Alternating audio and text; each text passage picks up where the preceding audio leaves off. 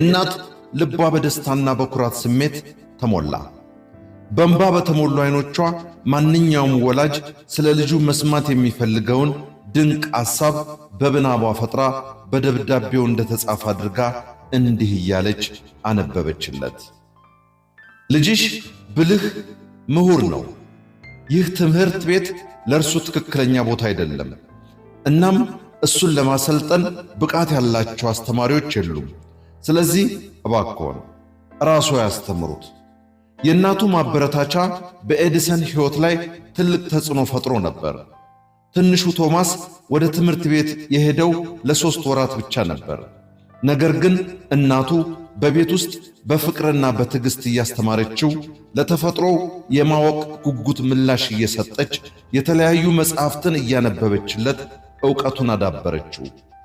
ኤዲሰን ብዙ ነገሮችን በራሱ እየመረመረ የፊዚክስና የሂሳብ ፍላጎት በውስጡ እያደገ ሄደ። እናቱ ለፈጠራ ችሎታው መሠረት ጥላለት የኤዲሰን እናት ከሞተች ከብዙ ዓመታት በኋላ ቶማስ ኤዲሰን በ20ኛው ክፍለ ዘመን ከታላላቅ የፈጠራ ሰዎች አንዱ ሆነ። አንድ ቀን በአሮጌ የዕቃ ማስቀመጫ ሳጥን ውስጥ ሲበረብር በልጅነቱ መምህሩ በዚያን ቀን ለእናቱ የጻፈውን ደብዳቤ አገኘ።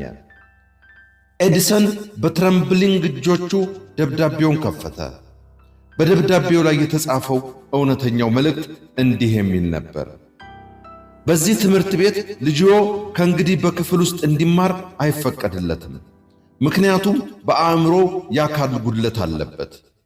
ኤዲሰን ይህንን እውነታ ካነበበ በኋላ ስሜቱ ተናወጠ። ነገር ግን በዚያው ቅጽበት እናቱ የሰጠችውን ማበረታቻና እምነት አስታወሰ። በእንባ በተሞሉ አይኖቹ ማስታወሻ ደብተሩን ከፍቶ እንዲህ ብሎ ጻፈው።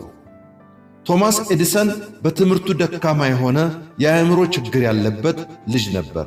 ነገር ግን በፍቅሯና በማበረታቻዋ እናቱ ወደ ምዕተ ዓመቱ ድንቅ ፈጣሪነት ለወጠችው።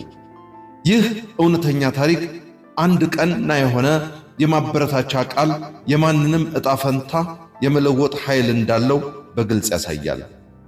የኤዲሰን እናት ለልጇ ያላት እምነትና ፍቅር የትምህርት ቤቱ አስተማሪ የተስፋ ቢስነትን የሰነዘረበትን ልጅ ወደ ታላቅነት ለመምራት ወሳኝ ሚና ተጫውቷል።